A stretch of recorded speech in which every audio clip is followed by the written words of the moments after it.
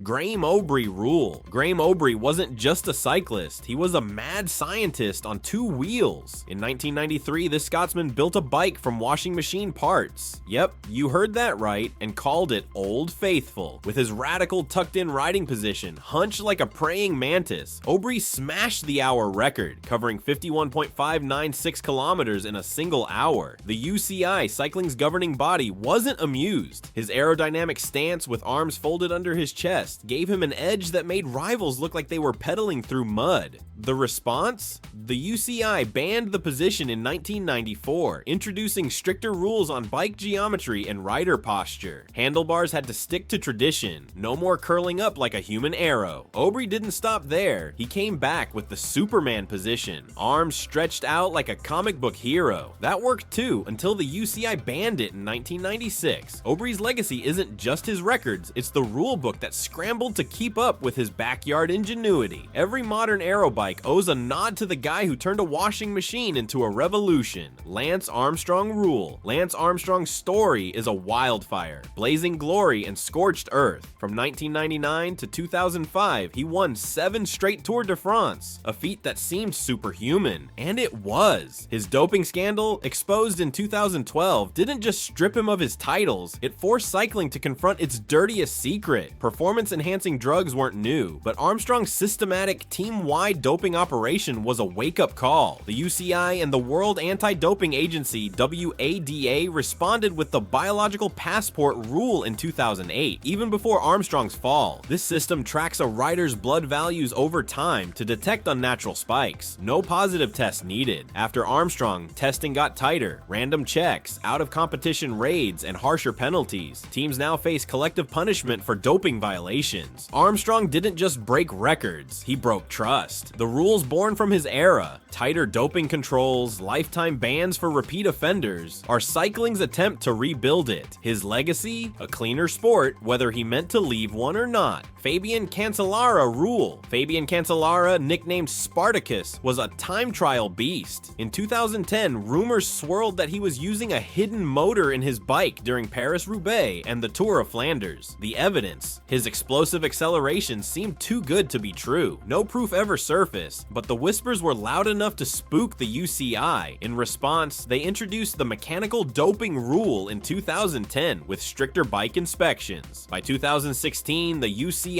rolled out tablet-based scanners to detect hidden motors or magnets in frames. Penalties: up to 7-year bans and fines of 200,000 Swiss francs. Cancellara denied the claims and kept winning, but the rule stuck. Now, every bike at a major race gets a high-tech pat-down. Spartacus didn't need a motor, but the sport needed a rule to make sure no one else did. His name lives in every beep of a UCI scanner. Chris Froome rule. Chris Froome climbed mountains like they were speed bumps. In 2013, during his first Tour de France win, his blistering ascents raised eyebrows. Was it doping? No proof, but his dominance, especially his ability to spin at high cadences uphill, sparked a new conversation. The UCI didn't ban Froome's style, but they tightened power output monitoring. By 2015, teams had to submit real-time power data to detect suspicious surges that could hint at doping or mechanical boosts. The Froome rule isn't official, but it's real. Power meters are now scrutinized alongside blood tests. Froome's climbing wasn't just a performance, it was a data anomaly that forced cycling to double-check its math. Every watt a rider pushes today is watched, recorded, and questioned, because one man made gravity look optional. Eddy Merckx rule. Eddy Merckx, the cannibal, didn't just win races, he devoured them. In the 1960s and 70s, he won so much, 5 Tours de France, 5 Giro d'Italia, and 34 Tour stages, that he was suffocating the sport. Organizers feared fans were losing interest because Merckx's dominance made races predictable. In 1973, the Tour de France quietly tweaked its rules to slow him down. They introduced time bonuses for stage wins, hoping to give sprinters and breakaway riders a chance against Merckx's all-around brilliance. It didn't work. Merckx kept winning, but the rules stuck, and time bonuses became a staple, reshaping race strategy. Merckx didn't cheat, he was just too good. His legacy isn't just in the trophies, but in the rulebook that tried to level the playing field he owned. Every sprint finish with a bonus second nods back to the man who forced the sport to rethink fairness.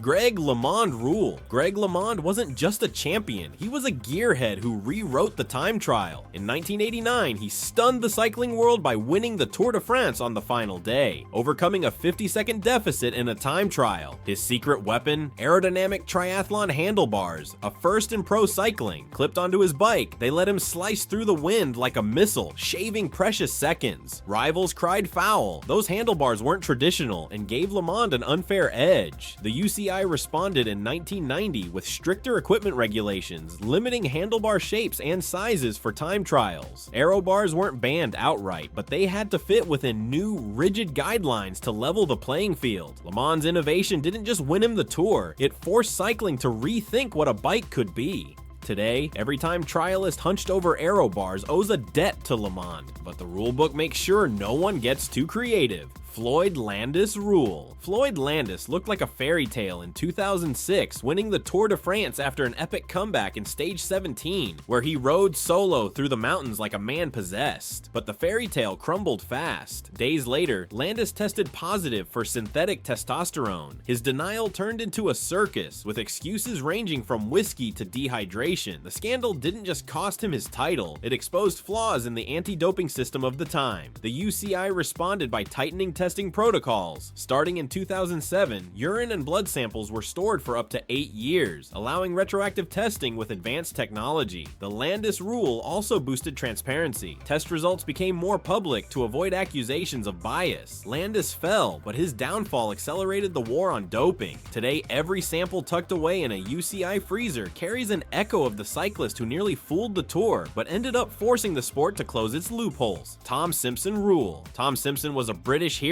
the first to wear the Tour de France's yellow jersey. But on July 13, 1967, his story turned to tragedy. During the brutal climb up Mont Ventoux, the giant of Provence, Simpson pushed his body beyond its limits under a merciless sun. Witnesses described him weaving across the road, his face pale, his legs churning in a delirious haze. He collapsed on the scorching asphalt and died. The autopsy revealed amphetamines and alcohol in his system, a deadly mix fueled by the extreme heat and exhaustion of one of cycling's most grueling stages. In the 1960s, stimulants were an open secret. Riders popped pills to dull the pain, chasing glory at any cost. Simpson's death wasn't just a personal tragedy, it sent shockwaves through cycling, exposing a dangerous culture of doping that thrived in plain sight. Fans mourned a fallen star, and the sport's image took a hit as the world saw the human toll of its relentless demands. The UCI acted fast, introducing the first mandatory anti-doping tests at the Tour in 1968. The Tom Simpson rule marked the start of substance control in cycling, with urine tests after stages and penalties for those who tested positive. It was a rudimentary system, far from perfect, and doping persisted for decades. But Simpson's collapse on that barren, windswept mountain was a turning point. His death became a grim symbol of what cycling could cost, forcing the sport to prioritize rider safety. Every doping test today, every cyclist stopped for a check at the finish line, carries the silent weight of a man who rode to the end and forced the sport to save lives. If stories like Simpson's, where tragedy reshapes a sport, hit you hard, hit that subscribe button. We're diving into cycling's wildest moments every week.